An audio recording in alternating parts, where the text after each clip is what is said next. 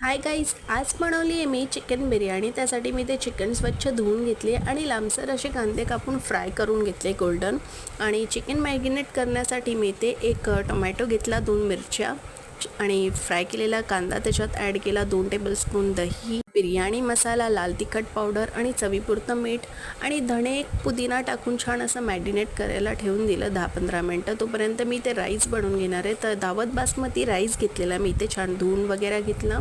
तुपामध्ये पाणी ॲड करून खडे मसाले टाकले आणि राईस आपलं छान बनवून घेतलं। अर्धवट शिजवलं म्हणजे कारण ते नंतर तर शिजणार। तुपामध्ये तेल टाकून चिकन छान असं 2-3 मिनटं फ्राय करून घेतलं। वरतून राईस टाकला बनवलेला, कोथिंबीर, पुदिना आणि फ्राय केलेला कांदा होता ना, तो सुद्धा टाकला आणि मस्त असं सजवून घेतलं आणि 30 मिनटासाठी छान असं ठेवून दिलं स्लो गॅसवरती। तर मस्त आपली बिर्याणी झालेली आणि खरंच अप्रतिम झालेली, कारण बिर्याणी तर माझी फेवरेट आणि खरंच खूप भारी झाली। तर चला असं